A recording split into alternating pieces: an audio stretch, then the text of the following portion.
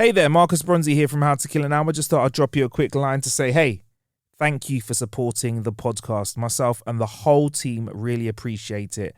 And we've decided to give back, and we've done that via our Patreon, which is a great way for you to show us a little bit of love by supporting us and becoming a patron of the show. And in return, we will give you extra episodes that we only give to our patrons. Plus, on top of that, you get all of the content that we deliver on our free feed earlier than usual and ad-free. Because, well, why are we going to make you listen to ads if you've just helped us out by giving a little to us? So here's a little taster of what you can expect on our Patreon feed. I'm not a big fan of quotes on social media, but for some reason, this one really stuck with me. I just told my son I would pay him $10 to clean the car, and he said to me, if I can find a kid to do it for $5, will you still give me 10? Should I be worried or pleased? Question mark. What do you think, Nick? Is that initiative? I think so. Like, I think they're showing the real entrepreneurial spirit right there. They're thinking, well, I can get $5 for doing nothing, or I can get $10 for working my arse off. You know what I mean? So, like, this kid is not only lazy, but also quite smart. I remember I had that kid at school. I don't know if you had the tuck shop kid at school, the one that would buy loads of drinks and sweets at the start of the day, and then at lunchtime they made money. I think every school had that kid. Like, and in my school there was actually a few kids in competition with each other. So it's like you know, some days you might get a better deal from the other kid. What? So you had like one kid going 2 for 1, 2 for 1. Yeah. Get your sweets 2 for 1. It was like, come on ladies, £1 fish, and then the next guy was like 50p fish. You know what I mean? Like, it was like that. Man, I love it. I love that kind of initiative. I mean, look, initiative is what makes some fantastic things in the world. Another guy that I rate, Richard Branson, he's a businessman. He's had some fails, some L's, but he's also had some big wins. And I rate him quite highly. I mean, at the time of recording this episode, he's just got into space. Yeah, like literally, like yesterday, didn't he fly to space, which is mental. Yeah. Listen, look, space travel, good for you, but like not for me, mate. I think I'll pass on that. There's too much chance of death, right? Can I just say that from the off? Like, I get why people like a bit into it, especially the mega rich, because they're bored of everything that you can do on planet Earth, but I don't know, man. I just think you've seen too much stuff go wrong, and I'm mega rich. I want to enjoy my mega richness for for the entirety of my mega rich life. Yeah. I don't want to end that mega rich life soon. So. you want to live for as long as possible, enjoying the finer things in life. Exactly. I'm maxing that. You know. Well, this story isn't really about space. Okay. And this story doesn't go as well as a Branson deal. Okay. But I found a story so packed full of business initiative. 5 people ended up in jail for attempted murder. Ooh. So, as all of these stories begin, Nick. Go on. Yeah, go on. So, as all of these stories begin, this one starts with a little bit of business. Please note, in case you haven't noticed, Nick is very aware of it. I am severely dyslexic and horrible at pronouncing things in my native tongue, let alone another language. So apologies if I get any of these names wrong. I'll try and help you, but that could be even more disastrous. So let's crack on and see what happens. We're about to see who's got the worst Chinese. In 2012, Chinese businessman and investor Tanya Wei had completed a business transaction with a gentleman called Wei Mao. Tan had given Wei a big lump of cash money to invest in the development of 2 companies, one in Guangxi and the other in Nanning. Have you ever had buyer's remorse, Nick? Is that like when you buy something really expensive and you're kind of like, man, I shouldn't have bought that because now I've got to eat beans on toast for the rest of the month? Is that buyer's remorse? Similar to it. I mean, I thought I knew what buyer's remorse was, and I don't know if I got it 100% right. So we have actually got the official description of what buyer's remorse is. If you'd like to take it away, please, Nick. Buyer's remorse is the sense of regret after having made a purchase. It is frequently associated with the purchase of an expensive item, such as a vehicle or real estate. Well, Tan, he had some of that buyer's remorse, which I guess he just put down to spending a lot of money in this investment. But Tan should have trusted his gut. Because in 2013, Tan discovered that Wei was going to rip him off.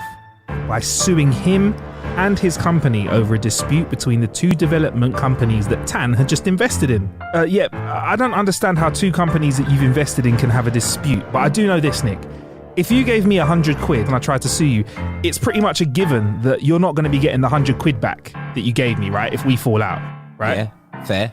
So Tan realised he wasn't getting any of his investment back, which, for the record, was a lot more than £100. 101 quid. Which, for the record, was a lot more than £101. For Tan, it must have felt like court was the only option, and he was only going to lose out if he went to court. This is where, in this story, initiative kicks in for the first time. Unless you want to count the initiative of Wei ripping off Tan. Well, when you say initiative so much, you can really hear the fact it's got the word shit in it. Initiative. Oh, shit. So, this is what Wei would have thought when faced with this dilemma. There is no way I will get my money back in court. I could call him and ask him nicely to stop. Perhaps some golf? Followed by a slap-up meal. Some drinks maybe. All on me, then ask to call a truce. Or... No, I'll probably just hire a hitman. And that's what Tan decided he was going to do. He'd hire a hitman, a contract killer, to murder Wei. With Wei gone, all of his stress and of course the court case would be gone immediately.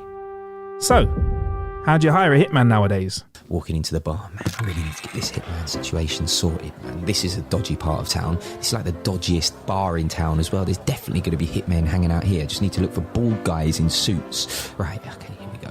Right. Yeah, what's going on, man? Are you having a good time tonight? What do you want? Wow, you sound a bit scary. What's your profession? Do you like, you're a man, right? You're a man, yeah? I am. Do you like listening to hits on the radio? I like hits. Yeah, I like the big hits. Okay, so some could say you're like a hit man. Well, I'm a man that likes listening to hits. Yes. I mean, what are you trying to get at? Are you a contract killer by any chance? I mean, you've just got that look about you, you know, the look of a contract killer. I can see it in your eyes. I'm in the market for one. Hell no, that's totally against my rules. I am a man of the law.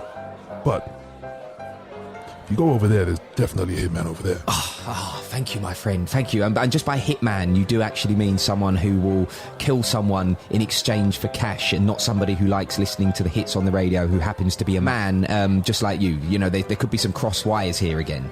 Oh, no, I thought you wanted someone to make you a hit. I mean, him in the corner, he's got 3 Grammy Awards. He's currently got 4 singles, the #1 chart. He's the man that you need if you need a hitman. Where do you need to go to find someone who will simply kill another human being in exchange for cash? This is ridiculous. I'll do it! Excellent. Right, so Tan found a hitman called Shi Guangan. And this is where I Hold on. Shi Guangan. Hold on, that name is a sick name for a hitman. Gone! Like, that's basically like gone in Jamaica, in a Jamaican accent. Shi Guangan! You know what I mean? You need someone taken out? Shi Guangan! You want them gone? Cool, Shi Guangan. Trust me. Oh my God. Is that the real name? Yeah. That is my bad pronunciation, but it's me trying it. Shi Guangan. You know when like some people are just born with a name for a job? That shit right there is poetic justice. Sorry. Yes, I'm with you on that. And this is where I get the first indication that the money behind this investment was a significantly larger amount than £101. Because Tan offered Shi Guangan 2 million Chinese yuan. That's just under £250,000 to get rid of Wei once and for all. To make Wei disappear. To take care of him. To take him off the map. To knock him off the chessboard, to wipe him off the board, to do the dirty work, to clean up house, to rub him out, to do away with, to zap, butcher, massacre, mow down, slaughter, eliminate, eradicate, exterminate, annihilate, and blot him out. To be fair, it seems like you get a lot for your money. You know, how many things was that? It's about 13. Yeah, wow. It's good value. So Tan also gave the hitman Wei's address, license plate number, and phone number. And I presume some pics as well. He gave them all to him in a white burner phone. Remember the white phone because it does actually play a part in this. So the instructions were simple. Do a hit, take a pic, and once Wei had been blotted out, smited, zapped, butchered, massacred, mown down, slaughtered, and wiped out, you get the idea by now, Nick, don't you? Yeah, again, good value for money here. So once this was done, send a picture of the now dead Wei to Tan from the white inconspicuous burner phone. Shi Guanggan, the assassin, was also a businessman. And he must have clocked how much Tan wanted this to happen, because he said to Tan, Yeah, I'll do it, but I want a bonus of 150,000 yuan when I'm done. Tan must have agreed, and the contract was in place. Hold on, so this hitman has already charged, what was it, 2 mils? Yeah, 2 million yuan. And then wants 150 bags, 150, yeah. Yeah, bonus. 150, yeah, what? But you're being paid the 2 already. That's like me saying, like, in my normal job, oh, yeah, you know, you've agreed to pay me X, but, you know, when it's done, I want Y as well, just because. Yeah. Just like, what's the point of X? Just add the Y onto the X at the start. Well, you can't start switching it up now. I mean, to be fair, you're not really going to question a hitman. This is the danger of the business, I guess. Exactly. You're not going to be like, nah, I'm not going to give you that money, because you'll be the next one to get butchered, massacred, mowed down, slaughtered, wiped out, smited, zapped, and blotted out. You know? Exactly. And no one wants one of those things done to them, let alone all of them. Yeah, it's very true. The contract was in place, and now it's time for the next slice of business initiative. And this time, it came from Shi Guanggan. Now, I reckon it went like this. Shi Guan was cleaning... I can't take the name seriously. Like, it is an incredible name for a hitman. Sorry, I keep butting in, but it is unbelievable. Specialism is only killing women as well. Shi Guanggan. Exactly, it is crazy. Could niche down. Sorry. That's carry fine. on. I'll try not to laugh. Continue. But imagine that you could niche down into only female killings. Shi Guanggan. You want to go? You don't even have to, you don't even have to rebrand. It's great. Yeah, it's fantastic. So, not that we're advocating killing of anybody, can I just point out? I just mean the fact that the name is so fitting is good. So I reckon it went down like this. Shi Guanggan was cleaning his assassin's kit and started thinking, oh, I got a couple mil and bonus to play with. So instead of strapping up his top-of-the-line laser-guided sniper rifle with GPS tracking and multi-spectrum light vision goggles or whatever assassins that charge high-end prices like that use nowadays, he decided to subcontract another hitman. Oh my God.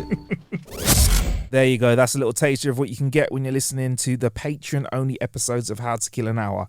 If you are still only dedicated to our free feed, that's fine. There's plenty there for you to enjoy and kill time with. And if you do want to show us a little bit of love and in return for that, get bonus episodes that are only for patrons and, of course, all of our regular content without ads, then feel free to click the link in the show description or just head to patreon.com/howtokillanhour. Anyway, I'll be in your ear holes real soon. See you next time.